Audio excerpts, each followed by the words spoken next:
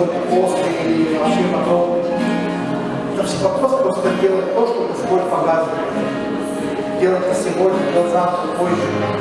Быть чувствительным к духу, быть послушанием. Аллилуйя.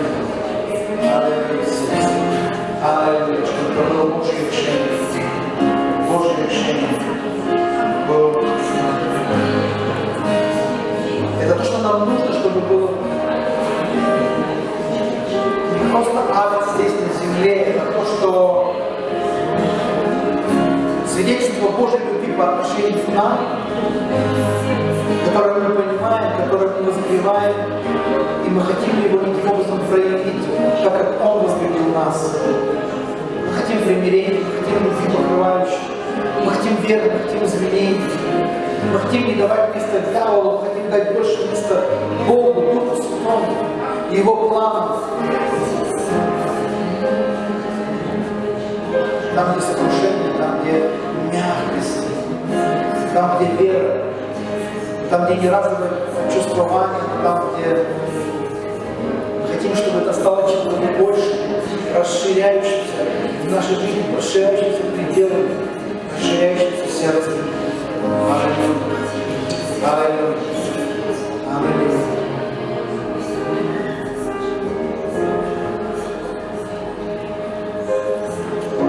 Еще кто-то служит.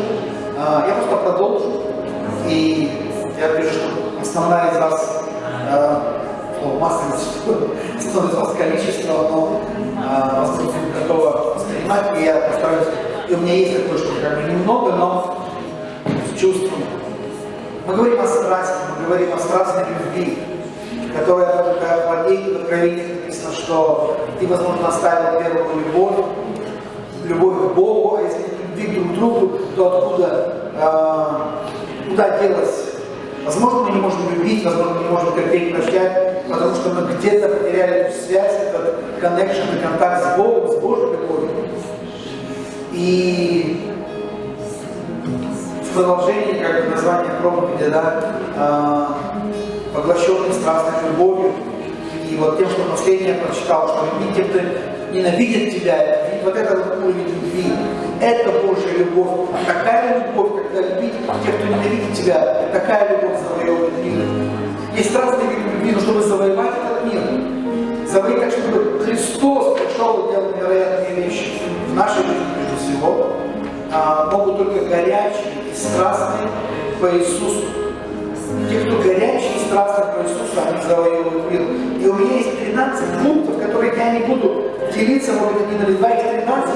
Я выложу, просто выкину их в чат церкви и в церковный. И я пару из них озвучу. Кто такие горячие, кто такие страстные люди? Что это за люди такие?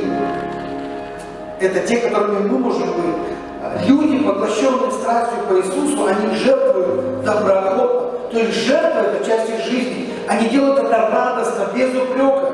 Поглощенные страстью, они любят тех, кто не проявляет никаких взаимных чувств и даже, может быть, ненавидит. То есть это безусловная любовь, это жертвенность, это страсть, которая страсть Бога в тебе. Ты делаешь это не потому, что ты настроил и хочешь, потому что ты не можешь это не сделать, потому что этого Бог хочет в тебе. И тогда это выполняет тебя, перекрывает какие-то естественные какие-то чувства, да, вопрос пойти к кому-то, кому, может, не хотелось пойти, но страстные люди, они жертвенные люди, потому что это жертвенная любовь. Буквально зачитаю небольшую выдержку из книги Фрэнсиса Чана «Безумная любовь», просто рекламирую и даже советую, прочитайте, там так много, о чем увидите и услышите для себя, прям рекламирую эту книгу. Много чего не рекламировал, эту прочитал, дочитал, и там есть в чем не просто прочитать и забыть, а задуматься. И он рассказывает историю про бабушку своей жены, потому что она для него была большим примером веры. И он говорит здесь: я уже рассказывал вам о бабушке моей жены Кларе. В своей жизни она показала, насколько она была поглощена Иисусом. Однажды мы с женой и родственниками, включая бабушку Клару, как звали, пошли на спектакль. Во время антракта я спросил ей, нравится ли ей спектакль. Она сказала: сынок, вообще-то мне очень На мой вопрос, почему, она ответила: просто я не думаю, что это то место, где я хотела бы быть, когда Иисус вернется. Лучше бы я сейчас помогала кому-нибудь или молилась бы, стоя на коленях. Я не хочу, чтобы Он застал меня в театре, когда вернется. Если мы достаточно религиозны, и мы недостаточно думаем в таком направлении, мы наоборот скажем: о, это религиозно как-то. Но у нее был другой вектор жизни, другие мысли, другие приоритеты. Это неплохо сходить в театр или в кино, как бы, да. Но стоит вопрос, насколько мы жертвенны, чтобы оставить что-то. Чтобы быть уверены, что это не совсем то, что нравится Иисусу, не потому что это греховно, потому что Он, может быть, хочет быть приоритетом на данный момент и в данный промежуток, и в какой-то ситуации. Где ты мог бы оставить друзей, я не знаю, какой-то муняк, сабантуй, как какое-то мероприятие, на которое ты заплатил, где Господь говорит: я хочу через время с тобой, я ищу тебя, я нуждаюсь в тебе. И стоит вопрос, а мы ли нуждаемся? И Крис еще дальше: я был в шоке от ее ответа. Да, конечно, мы призваны бодрствовать. Матфея 4:42, это не будет выложено, но там написано: так бодрствуйте, потому что не знаете, в который час Господь ваш придет. Он говорит, мы призваны бодрствовать, но так странно видеть, как кто-то исполняет эту заповедь, воспринимая всерьез. Он как бы знает заповедь, что надо бодрствовать, как бы, и мы не думаем в какой-то момент, что это просто наша жизнь, как бы, вот сейчас я могу позволить себе то и это, но можем ли мы позволить, как Иисус, в нашем сердце Духом свидетельствует, а нужно ли тебе это? Тогда Он говорит, вообще-то это даже не удивляет, когда кто-то так говорит, это больше обличает. Просто, о, кто-то может быть так. Это когда ты задумаешься, а у меня было как-то иначе, а у меня горело. Что сейчас? Что у нас сейчас? Еще я вам несколько зачитаю, буквально 2 или 3, остальное я выложу. Там, буквально 13 примеров. Человек, который поглощен страстью по Богу, часто думает о небесах. Это его приоритет. Жизнь, поглощенная страстью людей, вращается вокруг вечности. Не вокруг того, что я хочу сегодня приобрести, положить как бы жизнь, а они сосредоточены не только на том, что видят вокруг себя. То есть они больше думают о Божьем, чем о своем. Да будет воля Твоя, как говорил Иисус, да? Вы помните про заповедь, о которой Иисуса испытывали и спрашивали, фарисеи, испытывая его: «Учитель, скажи, какая наибольшая заповедь?» И вы помните, что Иисус сказал? Он сказал: первая заповедь. Но на самом деле, знаете, если разобрать, то они спросили, какие заповеди наивысшие? Они спросили, какая заповедь? И он процитировал во Второзаконии, в 6 главе, 4-5 стихе, фактически это вот те 10 заповедей, которые были даны через Моисея, и он говорит: слушай, Израиль, то есть он просто вспомнил то, что уже было сказано Израилю в законе, но это был закон жизни, это не было просто, знаете, вот статьи какого-то кодекса, это был кодекс жизни Божьей. Слушай, Израиль, Господь Бог наш, Господь един есть, и люби Господа Бога твоего всем сердцем, и твоей душою, и твоими силами твоими. Он мог бы на этом остановиться и сказать: все. И они сказали: вау, нет вопросов. Но он продолжил и говорит: но и вторая заповедь. Подобно, вы знаете, что в Израиле у фарисеев, у них не было, то есть они пытались себя показать такими учтивыми к Богу. То есть все было такое, знаете, как, искусственное в какой-то мере, то есть как бы набожное, напускное, показное. Почему Иисус говорил: не будьте как фарисеи, то есть вы поступаете так, но не думайте, не живете этим. И поэтому он сделал второй акцент. Любовь к Богу нисколько не работает до тех пор, пока вы не покажете ее к ближнему своему. И поэтому он сказал. То есть он пошел дальше, чем просто я показываю кому-то любовь, прихожу в собрание, я благочестивый, я дома стараюсь, как бы. Есть нечто большее у Бога, чем просто быть христианином, называться. Это жить, это смириться, это пойти, дать еще одну меру одежды, еще один путь и далее. Это всегда жертва. И вы знаете, когда у нас не работает любовь к ближнему, это значит, это целая проповедь такая, да? А в чем проблема? Почему не работает любовь к ближнему? Потому что, почему не работает вторая заповедь? Ответ очень простой. Потому что что-то не так с первой заповедью. И нам нужно разбираться с этим. Христиане в Америке проводят с Богом, то есть время какое-то вот такое личное, не всегда имеется туда молитва, чтение Библии, еще что-то 10 минут. Есть такая статистика, кто-то посчитал. Но в то же время они проводят более 4 часов в день у телевизора. Я не знаю, как у нас, возможно, телевизор не наша проблема, вообще, может быть, такое нет, но каждый знает сам свою ситуацию, сколько у него времени с Богом и на все остальное. Может быть, мы проводим время и тратим свои средства не на то, что вкладывая в духовное, и то, что нас дает жизнь от Бога. Сколько мы тратим на себя или на Царство Божие, мы сами знаем. Сколько времени мы можем посвятить на достижение своих целей, своих планов, на жизнь для себя. И сколько мы можем уделить времени и всего остального, всех ресурсов Божьей работе и Его целям. Бог не спросит, сколько ты заработал, сколько ты приобрел, сколько ты там, чего-то приходилось выплачивать. Да, Бог хочет, чтобы у тебя были какие-то блага. Прежде всего, мы говорили, Он хочет быть твоим благом. И Он хочет, чтобы это благо для кого-то стало благословением. Люди, поглощенные страстью по Богу, имеют тесные взаимоотношения с Ним, личные, интимные. Они питаются Божьим Словом каждый день, потому что знают, что 40 минут в воскресенье недостаточно, чтобы жить целую неделю. Особенно, когда приходится отвлекаться, сталкиваться с множеством другой альтернативной, ненужной даже подчас информации. Любовь — это всегда жертва, это всегда жертвенность. И жертвенность, она не может быть без любви. Псалом 49, с 9 по 12-14 стих, здесь сам Бог говорит, Он говорит как бы в ответ на то, что насколько мы жертвенны, насколько мы можем как бы пойти дальше. Говорит, не примут царь из дома твоего, ни козлов из дворов твоих, ибо мои все звери пустут, и скот на 1000 гор, знаю всех птиц на горах, животные на полях передо мной, если бы я возлгал, то не сказал бы тебе, ибо моя вселенная, и все, что наполняет ее, принеси в жертву Богу хвалу. То есть одно дело принести какую-то жертву, даяние, что-то еще, финансы, дела какие-то. Но Бог говорит, мне не нужно то, что ты можешь как бы отпиться или что-то дать. Бог, ты мне нужен. Твое сердце, твое послушание, твоя любовь. Это как возлюбленный, он не может, он страдает.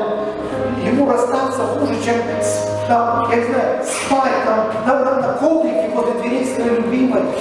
Я помню, как я уходил ночами по пустынной камерам из одного конца Якутска в другой через объездную дорогу, но это стоило того, чтобы провести еще немножко времени, немножко секунд, прежде чем расстаться, уходя в ночь со своей возлюбленной. Это, вы знаете, это состояние, как та невеста, которая постучались, а он ушел, она не открыла, потому что она о себе подумала, у нее уже ноги вымыты, она в постели, у нее свои планы. И до нее дошло не сразу, что она вообще может его потерять. А если потеряет, то вообще больше никого и ничего. И неизвестно, что будет вообще.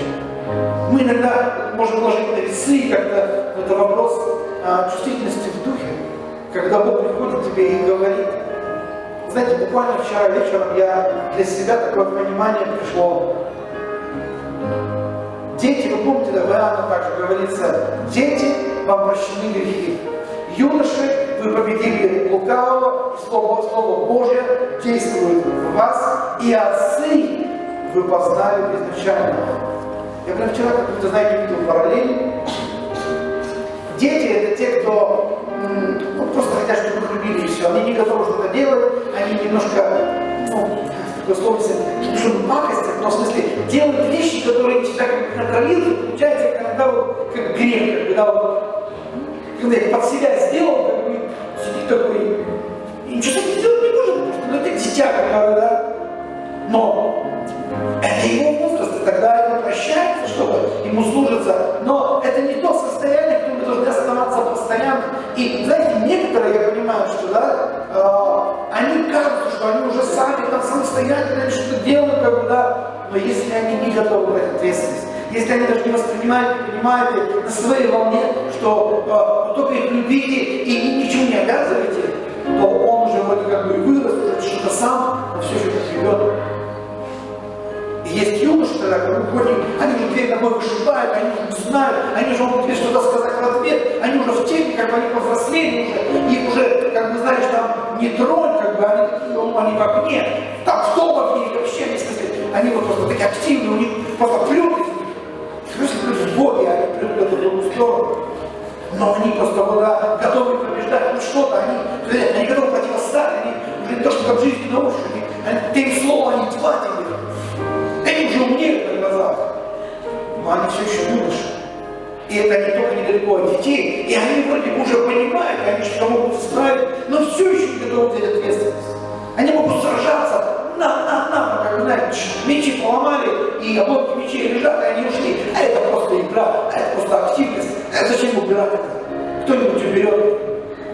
Вы знаете, что делают отцы? Они приходят к детям и делают то, что не хотят делать юноши, а дети сами не могут. Что делают отцы?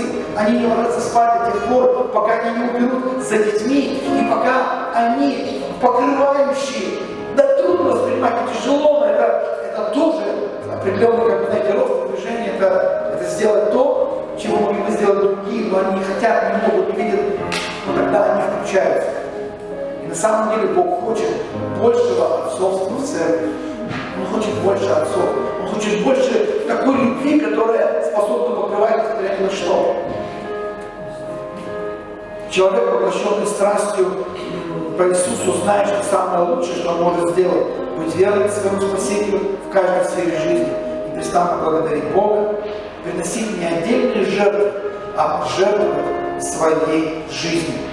Римлянам 12:1. И я заканчиваю. Искренняя, страстная любовь, она всегда жертвенная. Она готова дать достойную цену, готовая пойти дальше, готовая простираться, готовая откликнуться. Она не взвешивает, а нужно мне это, а она не она решает, она лишь открывает себя для Духа Святого, для возможности, для смирения, для увидеть Божью, знаешь, как Божью выгоду. И вот это не выгода вообще, которую ты получишь здесь.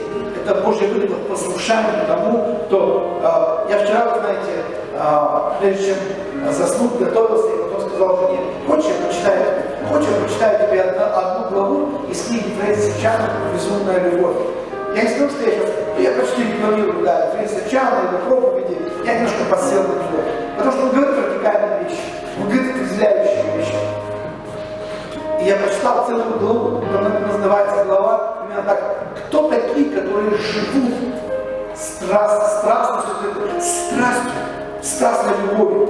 И там приводятся примеры разных людей, которые платят цену без известности, без показухи, без того, чтобы, конечно, кто-то узнал. Но это их жизнь, которую они положили на алтарь. Потому что когда не человек, если через человека кто-то обратился к ним, они откликнулись на этот призыв, чтобы свою любовь и свою страсть, может быть, тихую, может быть, даже не явно громкую, просто положить на алтарь, положить в послушание и пойти за Богом. И делали невероятные вещи, о которых вообще никто не знает. Мы, может быть, узнали случайно. Знаешь, есть, наверное, те, кто известны будут всему миру. Я не знаю, как будут ли они известны в Царстве Божьем.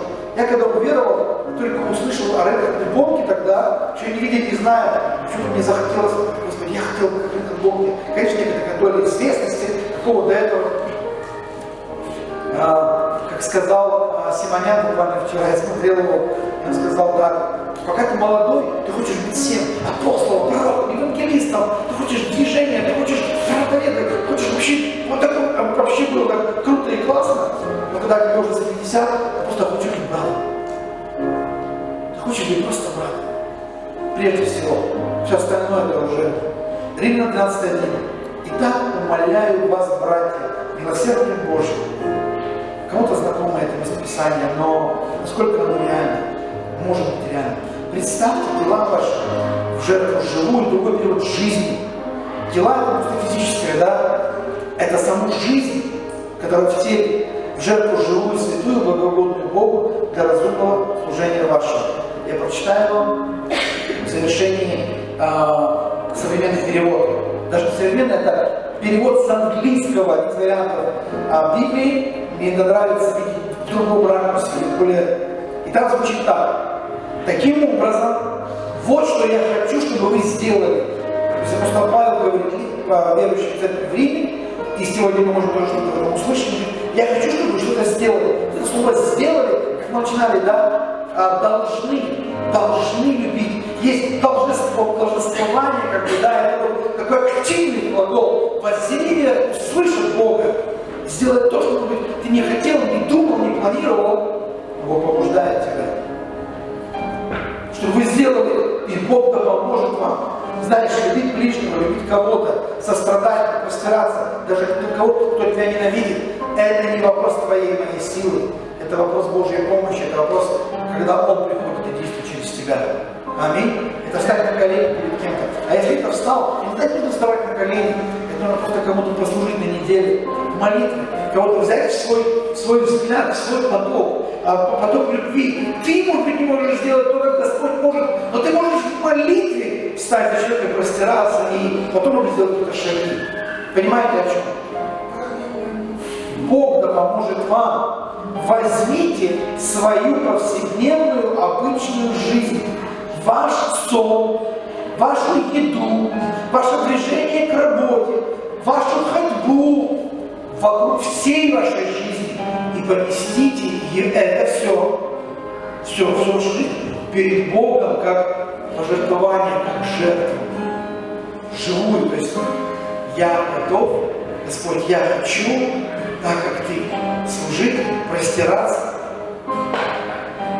И что Бог делает для вас, является лучшей частью, которую вы можете сделать для Него, когда вы служите кому-то.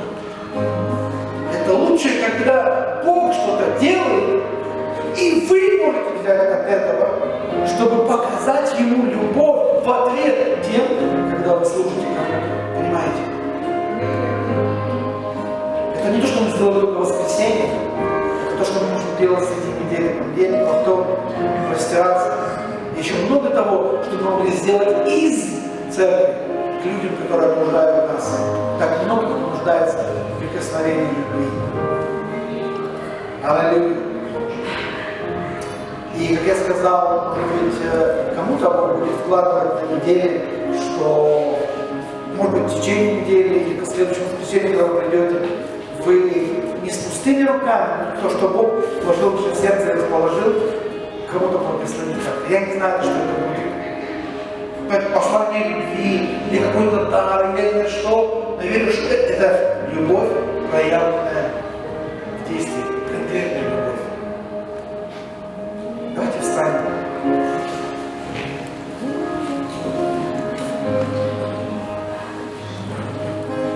Господь, я прошу Тебя от всего, Господь, что Ты делаешь, будешь делать дальше.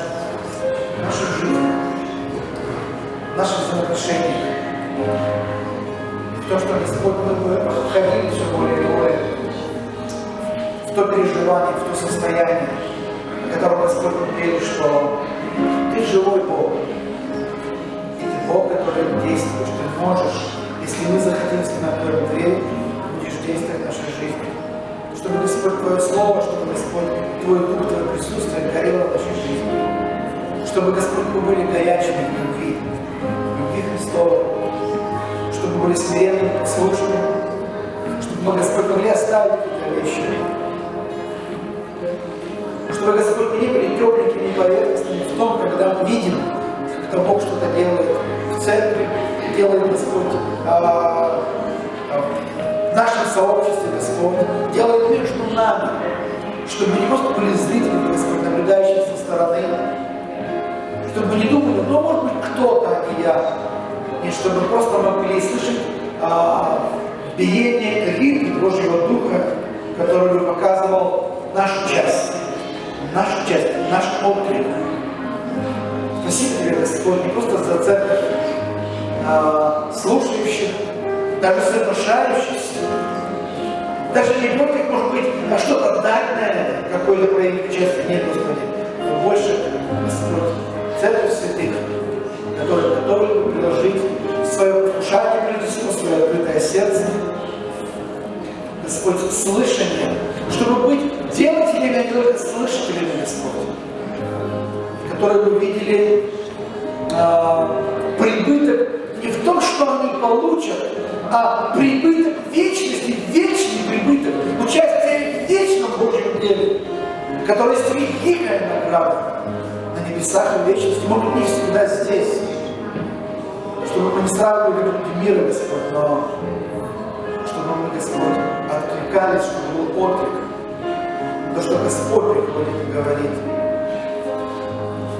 Где сыновья и дочери, которые могут сказать: вот я пошли меня. Господи, дай нам быть такими, дай нам не играть. Помоги нам быть чувствительными, делать то, что Ты хочешь делать. Спасибо Тебе, Иисус. Благодарим Тебя. Благодарим Тебя.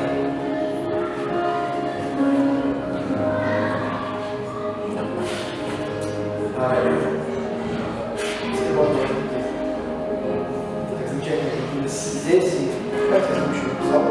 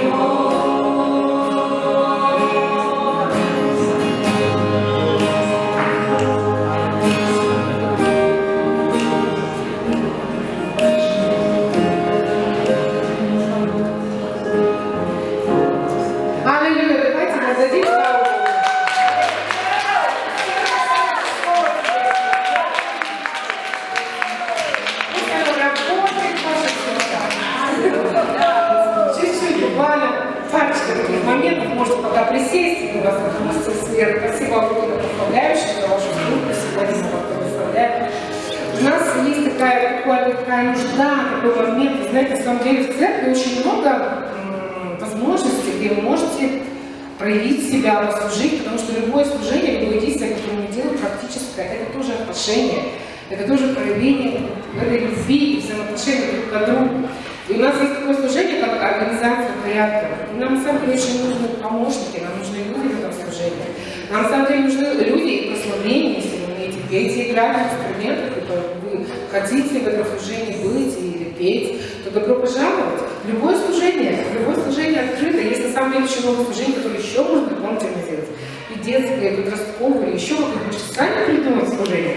На самом деле мы давно уже не поздравляем, например, именинников. Ровно год назад мы перестали поздравлять именинников. Вы не обратили на это внимание? Да, обратили. А почему? Потому что мы ушли все на изоляцию.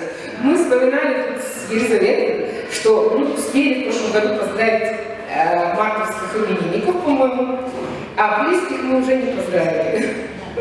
Так вот, апрель на нас. Есть в нашем сердце то состояние любви между нами по отношению друг к другу и по отношению, прежде всего, к Богу. И я как бы сказал это насчет, может быть, на самом деле любви-то не хватает. И мы не говорим о любви человеческой, мы говорим о Божьей любви. О той любви, которая без прикрас, любви, которая без ограничений, любви, которая безусловная любовь. Любовь, которая простирается, верит всему, и то, о чем написано в Коринфянам, вот такая любовь. И, конечно, это не вопрос автоматизма какого-то, или вот чих-пых, тракт бедов, вот она. Нет, это какой-то процесс, это цена. И мы сегодня будем продолжать. И я хотел бы сегодня говорить о страстной любви, о поглощенной страсти. Есть ли такой вид любви, есть ли у нас это? Давай посмотрим, давай копнем, давай взглянем на себя, немножко внутрь.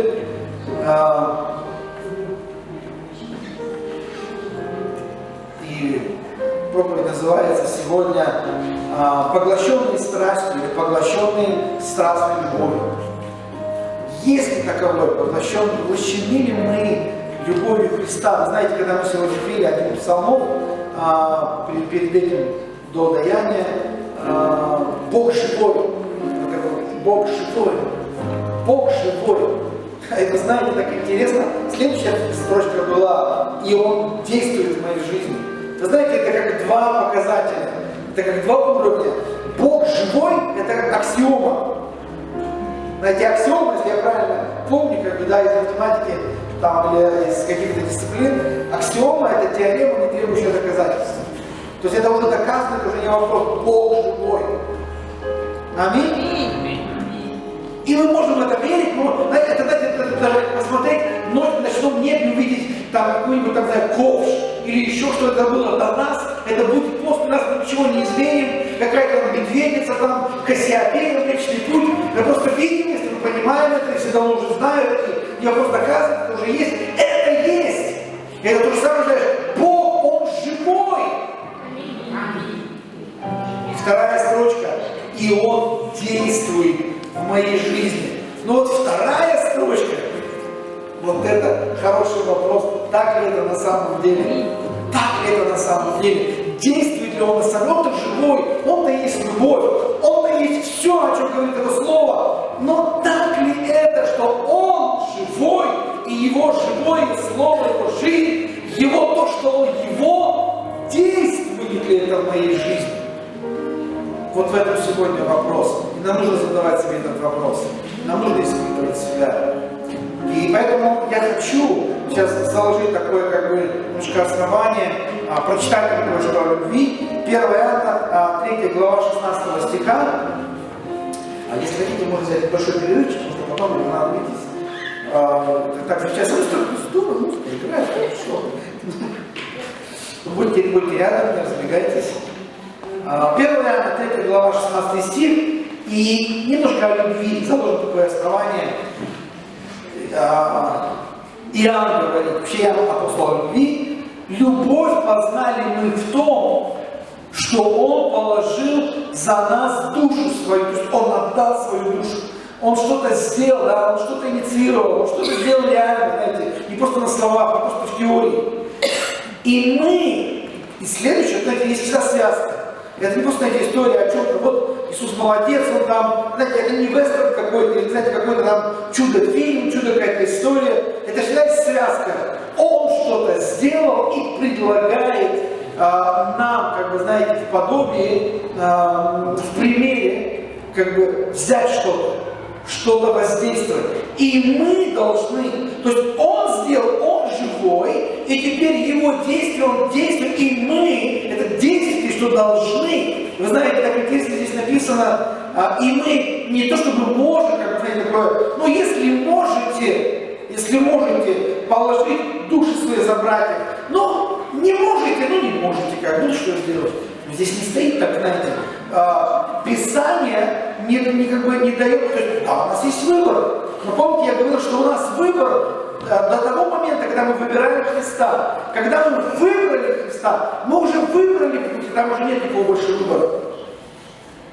Аминь? Аминь. То есть сегодня, вот такое маленькое отступление, сегодня последний день выборов, кто-то еще не успел, я не успел после собрания пойти голосовать, это мое право кого-то выбрать, но я еще пока не выбрал, и у меня поэтому есть какой-то, знаете, такой легкий разлет туда-сюда, за кого, это мое личное, но когда я уже сделал свой выбор, все, обратного хода уже нет, я уже сделал его.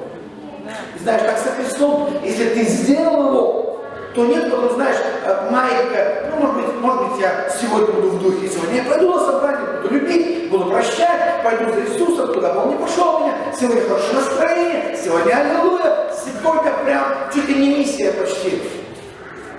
Вот если нет настроения, если наступили на хвост, на больную мозоль, или еще что-то, я вообще не знаю, как сегодня верить, нужно ли, могу ли я верить, могу ли я прощать, могу ли я любить.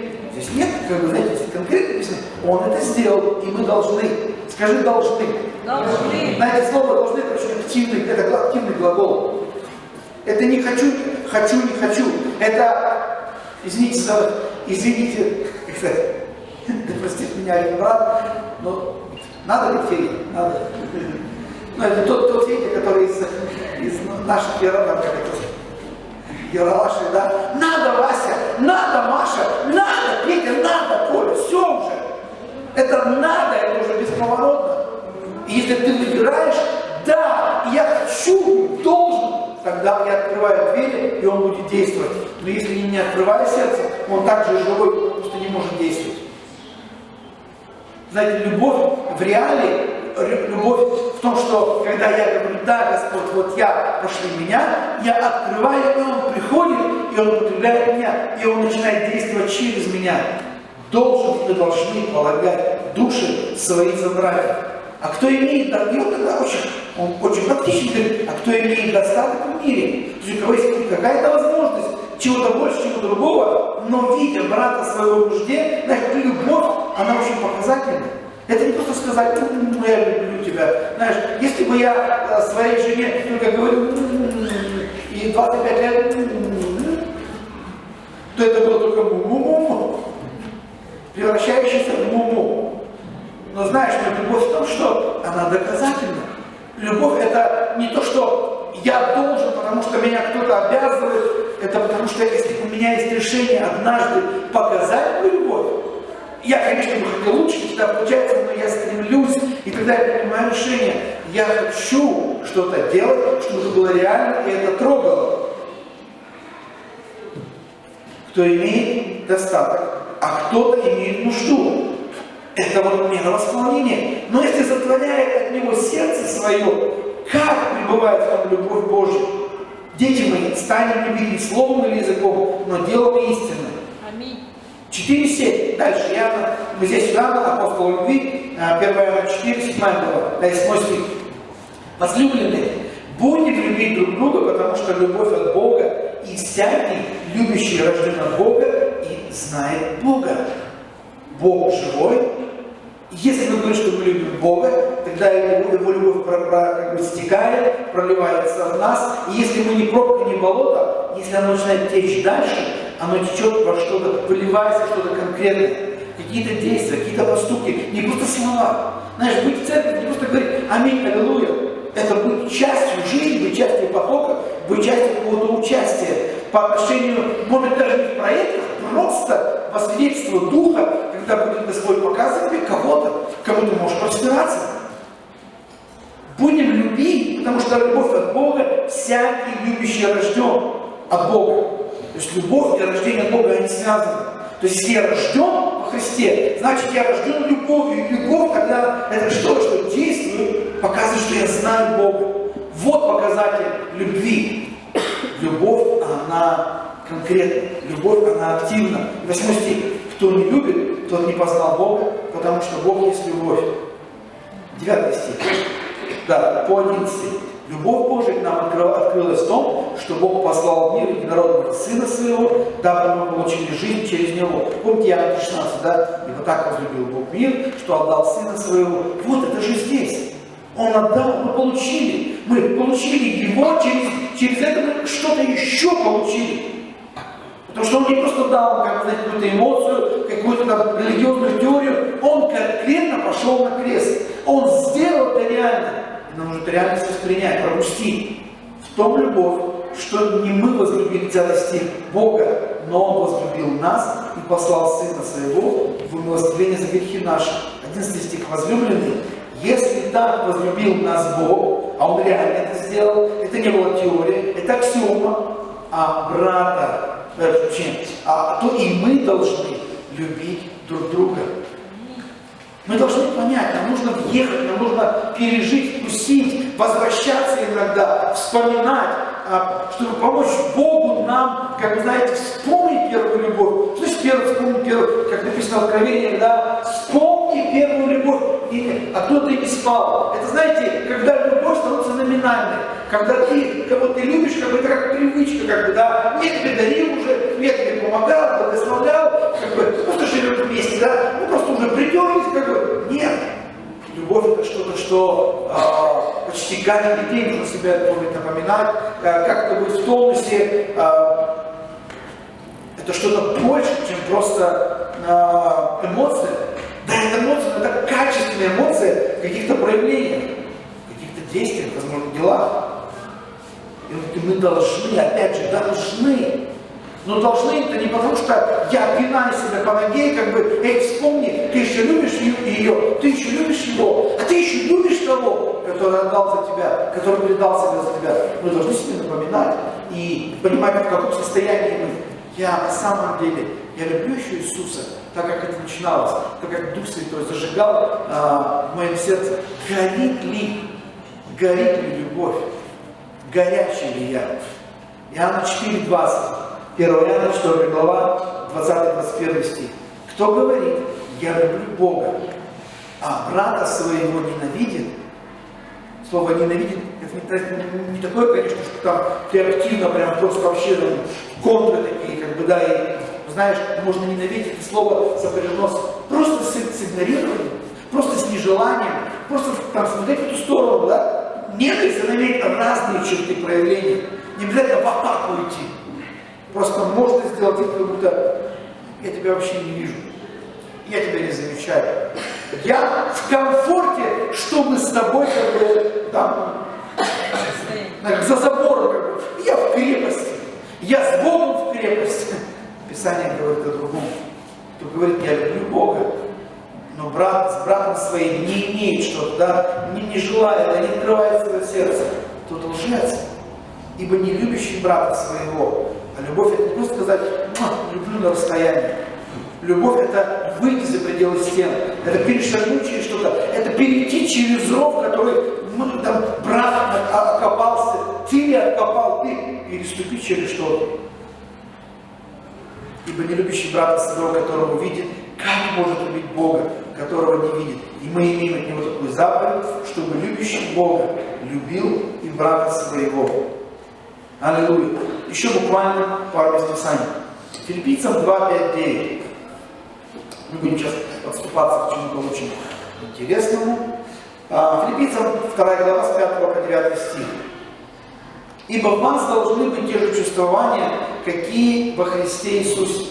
Не буду далеко ходить, но чувствование это вот то переживание Христа. А другой перевод говорит, смотреть на ситуацию, на мир, как Христос смотрит. То есть его взгляд его глазами. То есть поступать в мире всем, как бы Он поступил. Так, те же чувствования это те мысли, те движения, те решения, те поступки, какие были у Иисуса Христа. Он, будучи образом Божьим, или Он, будучи подобием, будучи представителем Бога, Он не почитал, написано, хищением, такой вот старославянский как бы, да, перевод, хищение, Он не почитал, будучи себя равным Богу, то есть Он не умалял это, но при этом, будучи равным Богу, Он оставил эту как бы, позицию, да, Он не стал как бы, ну, таким высоким, как бы, да, и для него чем-то спуститься вниз, Он оставил эту позицию, написано, уничижил, то есть спустился на человеческий уровень, на уровень там, к тем, кому было плохо, кто были одиноки, кто сами бы не справились. То есть мы говорили, да, что любовь Бога, в прошлое воскресенье, да, как это действует? Откуда у Сына была такая любовь к Отцу, что Он смог исполнить все слово по послушанию? Потому что любовь Сына к Отцу была через любовь Отца к Сыну. Это как круговорот, это вечное, это вот этот знак вечности. Уничижил себя славу, приняв образ раба, сделавшись подобным человеком и по виду став как человек, смирил себя, быв послушным даже до смерти и смерти крестной. Опять смотрите, да, в пятый стих возвращается, написано, вас должны быть. Опять слово должны. Это не вопрос, хочешь ты или нет. Знаете, любовь, если ты уже однажды полюбил, но как-то тебя что-то тяготит, уже стала рутина, ты должен вернуться, ты должен восстановить в себе этот статус-кво, это в памяти, когда, я не знаю, хочу спросить у вас, вы когда-нибудь любили кого-то, вы влюблялись в кого-то? Да, беспамятство. Было у вас кого-нибудь такое? Было, конечно. Печалька, только у двоих здесь. Остальные просто все не на автомате, я не знаю на чем. Мы записываем просто. Но имеется в виду, что вот, конечно, может быть, уже кануло в лето, может быть, даже тот, кого вы как бы уже, может быть, не с вами, уже там расстояние, лета, года, или что-то, но где-то, может быть, даже уже было, это как у Пушкина, там еще кого-нибудь, да, вот было, вы воздыхали, у вас грудная клетка, там, вам тут очень понравился, и потом вы просто за кем-то пытались как-то ухаживать или там ходить вокруг да около, и потом уже не могли, изнемогали, потом набирались смелости, но не сразу, и просто потом, как, знаете, я не знаю, просто для вас это было, не знаю, боги мы или не боги, но, знаешь, есть эта влюбленность, но это не стала любовь, а если стала еще как бы ответная, о, это вообще круто, и тогда вы пытались ради этой любви что-то делать там, через полгорода, может быть, там, полуночно или рано утром бежали цветы, как-то там что-то делать, какие-то мимишки, какие-то, я не знаю, что это просто вас затмевало, и вы просто не могли спать, и вы уже, не знаю, там, молились или еще что-то либо делали. Это, знаете, я просто прообраз или, то есть переживали ли что-то такое чувство. И я, конечно, говорю не только о любви к противоположному полу, но было ли у вас так, когда в вашу жизнь пришло это переживание Иисуса, когда вы осознали, что Он полюбил, и вас это коснулось, и Дух Святой что-то, и вы просто уже не могли, так горело, и вы бежали на собрание, вы просили помощь, побежали, как Он сказал, позвал, война, еще что-то было. А это было так классно, это было так, слово оживало, это было радость собрания, это вообще так круто было. Аминь. Круто было.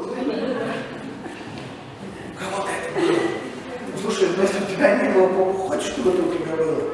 Аллилуйя. Почему? Потому что если у нас не протекает оттуда, то не потечет и дальше, нечем не будет течь. А если не потечет, я просто хочу сказать, немножко общались на мужском, было такое у нас небольшое мужское, и одну из мыслей, которую я удивился, но если в нас не потечет, это не затронет, потому что есть те, кто нуждаются в изменениях. Просто без нас, без наполнения, этого не будет вокруг нас тогда. А Бог хочет, чтобы это было вокруг. Бог хочет, чтобы кто-то касался в твоей семье, на твоей личной площадке, в твоих соседях, там, в твоем районе, в твоей работе. Понимаете, о чем я? Понимаете, о чем Господь? Он смирил себя, был послушным даже до смерти. Смерти крестной, Он дал свою жизнь, Он на крест пошел. Но для чего это все? Не для того, чтобы стать известным, или, знаете, как узнаваемым, не для того, чтобы Бог был прославлен. Чтобы Бог был прежде всего привнесен, потом почти мой Бог превознес его, дал ему. Бог хочет сделать тебя известным не ради известности. Бог хочет, чтобы через тебя и меня, через церковь, через собрание, через нашу жизнь, вот не только воскресенье, но в те дни среди недели, чтобы люди что-то видели, что-то узнавали, что-то ощущали. Я говорю об изменениях. Потому что если все останется, как оно и было, Я думаю, это будет, знаете, как будто мы плывем на день и дальше. Мы просто плывем или движемся, но есть что-то другое. Как вы думаете, у Бога есть что-то другое? У Бога есть что-то большее? Для твоей жизни, для нашей жизни, для церкви, для... Бог, есть же что-то больше, я, может, не понимаю, Господь, но есть что-то больше. И это больше не что-то, что, знаешь, как бы придет вот из ниоткуда. Вдруг известность пришла ниоткуда. Неизвестность дело, знаете, такое, как человеческий публичный, а Иисус не пришел ради известности, но известность ему пришла тогда, когда он умер для себя, когда он проявил послушание. И тогда это была известность не для него, это была известность Отца для людей, которые увидели Иисуса. Они в Иисусе увидели Отца. Отец стал для них известен, стал открыт, стал Отцом. Отец, который есть Бог, который есть любовь. И вот как-то это завязано на то, что мы хотим ли мы, чтобы люди увидели Бога, который есть любовь? Библия говорит, они увидят только тогда, когда увидят любовь между нами. Это взаимосвязь. Если мы будем любить, если мы будем простираться. И еще одно местописание, Иоанна 13:1 написано: перед праздником Пасхи Иисус, зная, что пришел час Его перейти от мира, то есть любовь, которая доказательна, которая проявлена. То есть перед Пасхой, то есть перед смертью, перед крестом был час, когда написано, Он явил делом конкретным, что возлюбил своих сущих в мире. То есть к своим ученикам Он показал эту любовь. Конечно, было нечто больше, что предполагалось после распятия. Но до распятия Он их ободрил. До Он сделал все возможное, чтобы как бы ободрить их, направить их, и чтобы их, не знаю, как фокус, внимание. Он явил дело, что возлюбил своих сущих в мире, до конца возлюбил их. И во время вечери, когда дьявол уже вложил в сердце людей Симонову Искариоту предать его, помните эту историю, да, Гефсиманский сад, все, что перед этим, вечеря, Иисус, зная, что Отец все отдал в руки Его, что Он от Бога и шел, к Богу отходит, встал с вечери, снял с себя верхнюю одежду, взял полотенце и припоясался. Потом влил воды в умывальницу и начал умывать ноги ученикам и оттирать полотенцем, которым был припоясан.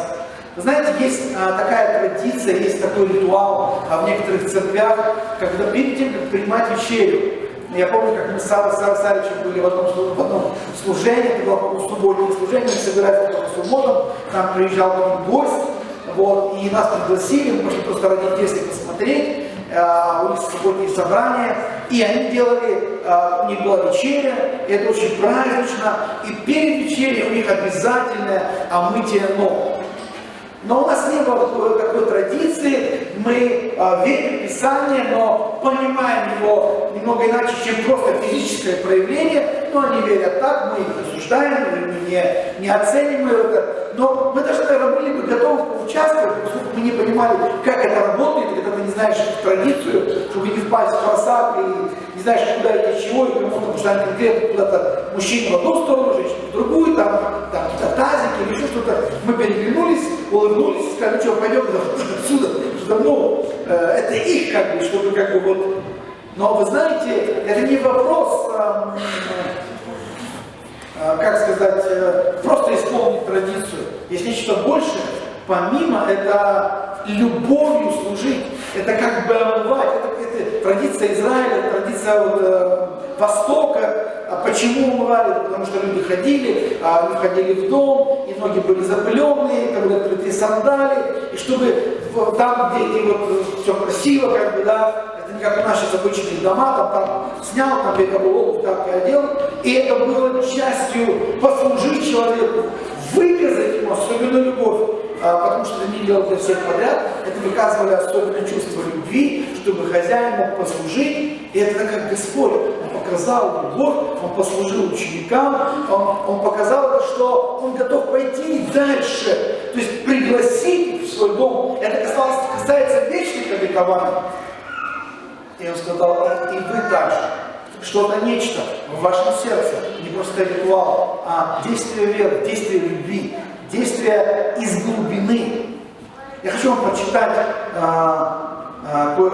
сейчас есть такой автор, его зовут Фредерик Бучлер, и в своей книге, которая на английском называется The Magnificent Defeat, это значит великолепное поражение, интересно, великолепное поражение, христианский автор, и он пишет о Христе, о том, что Христос сделал, он как бы позволил поражению прийти, но это великолепное поражение, то, что было на кресте, и он говорит о любви, проявление Божьей любви. Смотрите, просто прочитаю. Любить равных себе – это нормальное человеческое чувство. Любить друзей, любить братьев, родных – это значит любить, когда все хорошо и приятно, и мир улыбается вам. То есть любить таких, как ты, равных, как бы, да? Хорошо, это здорово. Есть другой вариант – любить менее удачливых, чем ты сам. Там каких-то там, вот, кто ошибается, кто слаб, кто делает много ошибок. Это прекрасно и очень нравственно. То есть, знаете, как быть таким снисходящим кому-то. Это значит любить тех, кто страдает, кто беден, болен, несчастен, возможно, неприятен. Это такая сострадательная любовь. Сострадание касается сердца мира. То есть такая любовь, она касается людей. То есть первая любовь – это любить равных, следующая любовь – это любить тех, кто как бы тебя ниже. Есть любовь более удачливым. То есть успешным людям редко кто любит удачливых.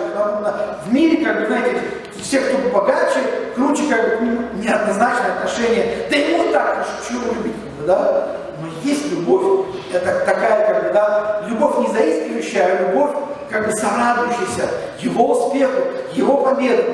Это значит любить тех, кто преуспел больше, чем вы, радоваться вместе с ними, не завидовать.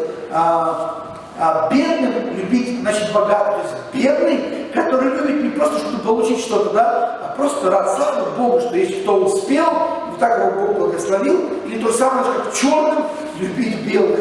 Что вы знаете, вот в той части, да, в Северной и Южной Америке, особенно в Северной, черные были много времени, они были рабами, их привозили, продавали. И, знаете, любить черных белых – это почти парадокс. Знаем, в Америке тогда было очень много потрясений, там свергали всяких там памятники, все, кто там участвовал в порабощении черных, там, всех там, как бы, там, известных знаменитых в истории. Но чтобы черный любил белых, это почти парадокс, это почти чудо. Но и такое возможно. Но есть еще один вид любви. Мир всегда приходит в недоумение от таких святых. Это любить врагов. Любить врагов – это тех, кто не любит вас. Кто насмехается над вами, угрожает вам, причиняет боль. Любовь притесняемых, то есть любовь мучеников к притеснителям, то есть к мучителям, это Божья любовь. Вспомните, еще недавно, год назад, полтора-два, очень активно было, да, когда ИГИЛ наступал, это вот исламский, как бы, да, запредельный, фундаментальный, да, фундаментализм. Когда только ислам, когда только джихад, когда никого кроме, да, только Аллах. И они там на территории Сирии, Ирака, они просто захватывали, казнили христиан, какие-то вы видели, какие-то ролики где-то выкладывались в соцсетях или еще что-то. И я думаю, что у многих из вас поднималась определенная мера ненависти, да. Был бы у меня пулемет, было у меня, да, их всех бы, да как так? В наше время, в цивилизации, просто перерезают горло, ставят на колени. И знаешь, как будет справедливое такое состояние, когда есть неправда, когда есть вот что-то, да как так? Знаете, как святая ревность. Но представьте христиане, которые, возможно, были там, стояли на коленях. Я не знаю, как я бы себя ощущал, будучи там, будучи, я бы стоял на коленях. Но представьте, я думаю, что есть и были такие христиане, которые отдавали свою жизнь там. Они черпали в Боге, несмотря на то, что, знаешь, всегда хочется хэппи-энд. И мы не понимаем фильмы иногда, где не заканчиваются хэппи-эндом. Всегда хочется какого-то позитивного выхода. Знаешь, ты можешь смотреть какие-то фильмы, которые уже смотрел, ну не 100 раз, но раз 10, и ты знаешь, чем он кончится, и ты знаешь, что он кончится, ну, не радостно, но почему-то тебе хочется, чтобы оно вышло радостно, а ты знаешь, что не выйдет, потому что ты уже знаешь конец. И представьте, христиане, которые стояли на коленях и ждали свою очередь, что им перережут горло из-за того, что они христиане, и не отказались. И они принимали решение не быть в ненависти к этим людям, а молиться и про себя, я не знаю, публично ли, благословлять и просить у Бога силы, чтобы молиться за них, которые верой тянулись с неба, чтобы Господь... И знаете, я слышал много свидетельств, как были игиловцы, вот эти вот люди крайних фундаментальных исламских взглядов, которые после, я не знаю каким образом, каким чудом, да, верой, работой Святого Духа, святыми, то, что они проявлялись, как-то действовали для Божьей любви, приходили игиловцы к покаянию и становились просто как-то приходили к Иисусу, что менялось в их жизни, и это было радикально. Но это не на ровном месте. Бог, Он живой, но Бог живой в реальности, когда Он действует через кого-то, может быть, того, кто умирает и даже своей смертью любит. Даже, знаешь, можно ненавистью ответить человеку, убийце, вот этим мучителям, да, а можно взглядом перед смертью так возлюбить, что этот человек будет не понимать, он одержим духом, да, но любовь в поступке, в действии этого человека будет касаться, и что-то будет происходить сверхъестественное. Но это не работает, так, знаешь, ни с того ни с сего. Ты такой христианин, как бы, представьте, сейчас бы залетели бы сюда игиловцы, и начали бы там, не знаю, резать направо и налево, это было печально и ужасно, но какое-то наше состояние сердца во всем этом. Готовы ли мы к такому? Готовы ли мы простираться дальше, чем просто говорить о любви? А позволить Богу любви действовать, даже когда это будет касаться нашей смерти? Это не происходит, знаете, из ничего, это происходит, как ты полюбил, и это начинает расти как семечко, это начинает становиться чем-то больше. Мы не сможем полюбить врагов, если мы не начинаем жертвенно любить тех, кто рядом. Аминь, не аминь? Я думаю, что есть чему, что Бог хочет делать, менять или еще что-то. Мы будем что-то делать сейчас. Возьмем немного времени, сколько это возьмем, если можно, помощники. Вы можете уже быть готовыми. Вы просто вставайте, а я сейчас буду говорить. Мы что не так? Просто сделайте, просто сделайте. Мы будем делать сейчас, как мы читали из Иоанна 13:1, что перед праздником Пасхи Он возлюбил и явил делом. Они делали это, чтобы показать, как Он это сделал со своими учениками, чтобы проявить любовь, чтобы эта любовь касалась их, чтобы что-то производило. Как так? Это Господин, это Господь, Он делает что-то нам. Он говорит, но поступайте в мире всем так, делайте так. Мы сделаем сейчас служение любви, служение омытия, служение друг другу. И я верю, что сегодня это должно быть это то, что мне Бог показал в прошлое воскресенье для этого.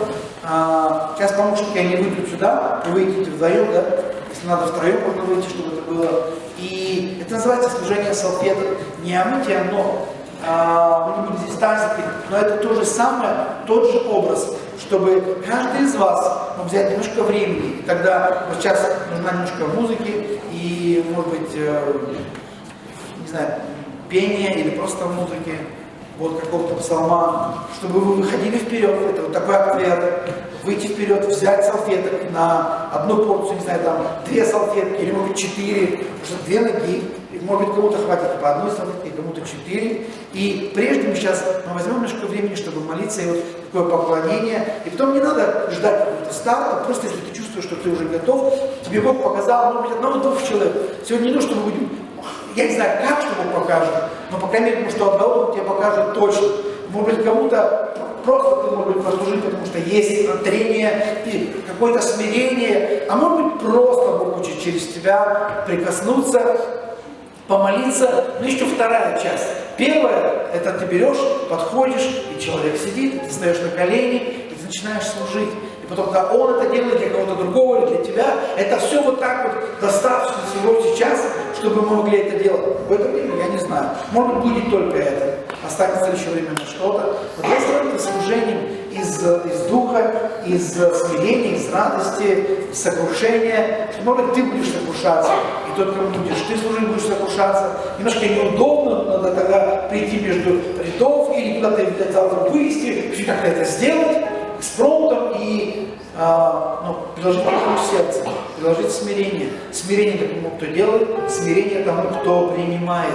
Но второе, я хочу, чтобы вы сделали как следующий шаг, на следующее, да, возможно, Бог вам и покажет, чтобы кому-то, кому, может быть, вы будете служить, или, может быть, это будет другой человек, чтобы вы, получив от Бога, могли видеть человека, которому Бог хочет, чтобы вы сделали какой-то дар. Может быть, завтра, послезавтра, на неделе, может быть, это будет дар финансов, это будет подарок, что-то ощутимое, проявленная любовь. Поэтому давай сделаем сейчас так. Ты можешь сидеть, в принципе, много времени сейчас помолиться, чтобы ты просто увидел в духе. И Бог показывал мне, к кому я пойду. Может быть, Бог мне тоже показывал, потому что я уже был какой-то не готов. Но, знаешь, такое чувство, чтобы никто не остался не затронутым. Что как-то это вот должно коснуться, как-то то ли всех, но чтобы коснулось всех, кого должно коснуться. Вот даже как всех. И тогда первое, ты берешь салфетки, приходишь ко мне, становишься и молишься. И как бы омывая, отирая. Господь, сними, благослови, облегчи. И просто послужи этому человеку, так как Святой тебя ведет. Потом будет туда послужить тебе, возможно. Дорогой Небесный Отец, я прошу Тебя, чтобы сегодня, Господь, это действие Духа, это действие благодати, ясно, Господь, и понятно, открыто, доступно, чтобы это происходило, Господь, сокрушая что-то, убирая что-то, Господь, освобождая, исцеляя, очищая. Спасибо Тебе, Иисус. И пусть, Господь, будет понятно и доступно. Благодарим Тебя, Иисус. И тогда еще, может быть, если нужно тебе просто храниться минуту, увидеть, и тогда ты можешь двигаться в этом. Аминь.